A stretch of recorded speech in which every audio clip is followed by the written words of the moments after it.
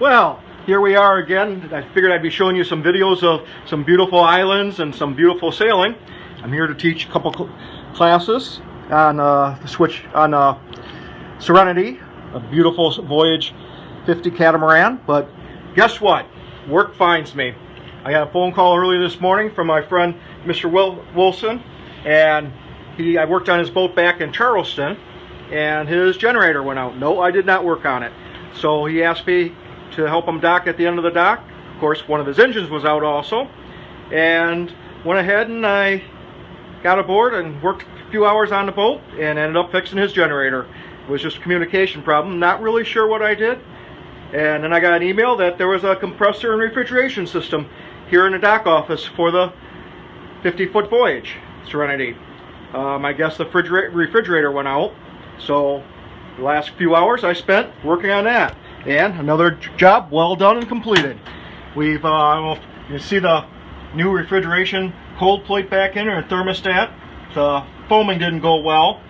The can would not give out any foam, so I had to empty it into a big box and then put it in by hand. Somehow I'm going to get it off my hands by the end of this trip, but that's went pretty good.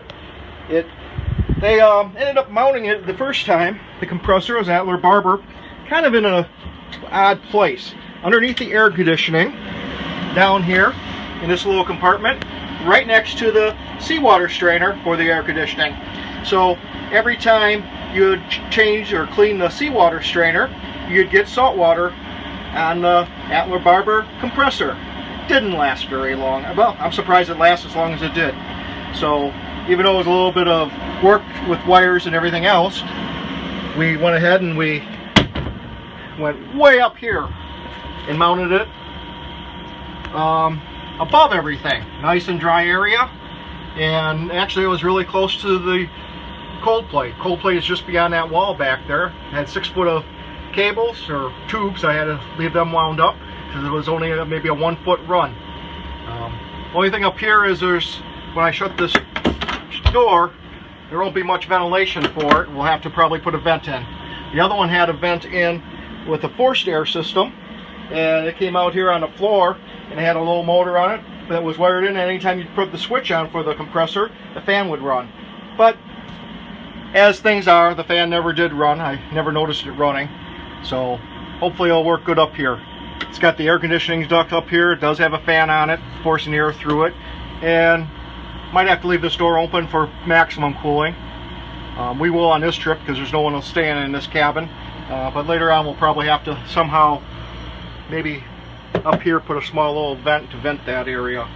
But anyhow, we've got our work done for the day, and give you a little tour of the boat here. It's a beautiful boat.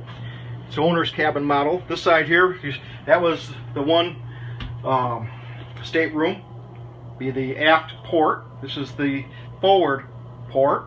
Not bad, nice bed. A lot of locker space here in the hallway, and we got a lot of cushion stored here. I haven't set the boat up yet for charter and schooling. It will be done a little later on today. I'm gonna go grab a bite to eat. I did manage to make some coffee. Did find some coffee aboard. I'm gonna move the stuff from the freezer over the refrigeration. Excellent boat. I love the chart table. And that. This is the boat I worked on this summer, and last fall I worked on it and installed water making system. The refrigeration I did too today, but this was the water making system that I added earlier this year, and got it all into one little unit. This is the master side, which is starboard side. Instead of a stateroom here, they put just one big huge head with a beautiful walk-in shower.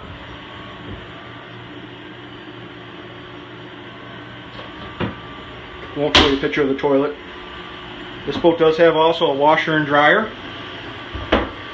3 air conditioning units, and let's see which side am I on. Starboard hull here, going back to the main master suite. We've got another little desk, which we have the single sideband. We have the Pactor modem here, a couple more movable chairs, another air conditioning unit, and here's a huge king size bed. And I will have this made shortly. Another closet forward here. fishing poles and all sorts of spare parts. And later on this week we'll be sailing out to the islands, probably maybe not tomorrow. Tomorrow we might go just out here and anchor, but we might just do class all day, get provisions and do shoreline training and then go out the next morning. And then when we do that, we'll go ahead and we will do some nice pictures of the outside. We'll go ahead here and just give you a quick view of it. Hello there, Kevin. Yes, eat your heart out. I'm in the islands. You're back in Charleston. Last year, though, you got to go and I had to stay. So.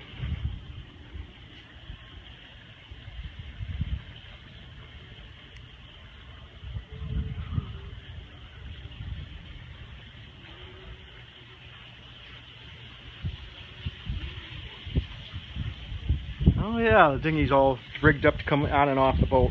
We'll have to get that settled down and tied in before we take off so we can raise the mainsail. But anyhow, that's all we got here, and things are progressing with our offshore sailing school. Ordered a spinnaker today, another spinnaker, about 300 square foot larger than my other asymmetrical, still a little bit smaller than my symmetrical spinnaker. But I've got it coming with an ATN sock, probably a little close to 2,000 square feet. The one I've got is probably only about 700, 1,700, 1,500 I think, 1,500 to 1,700, a little bit small. So I figured I'd go another 30% larger and see how that works out. But if Crown Royal's getting a total facelift this year on electronics, new Axiom, new autopilot. We got the sat phone working, put a sat phone hotspot in, so offshore we'll be able to get internet and communications. We got the new Spot X, so we'll be able to text message. Just what you want to do when you get offshore into, you know, deserted places, to have full communication with everybody. But since my wife doesn't go along with me on these journeys, she likes to stay in touch and hear the journeys. And then I'll be able to also keep things updated on our blog, which is sales blog, Crown Royal, and also on our Facebook site, which if you got this, you're on that now. But, yeah, we check out our website at sonsetmarine.com, Sunset Marine.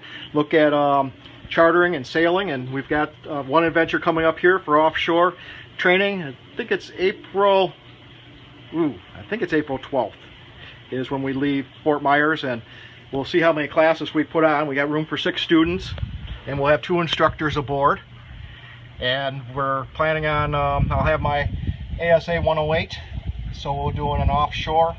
So it means that we'll have to be out at least 72 hours away from shore and without stopping.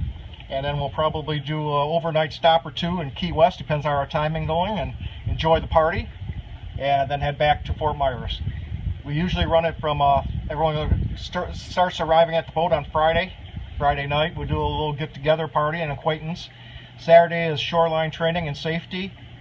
Depends on what classes I'm teaching at the time, depends on how much time we have to take with shoreline stuff, but Crown Royal is big enough to do all the schooling aboard.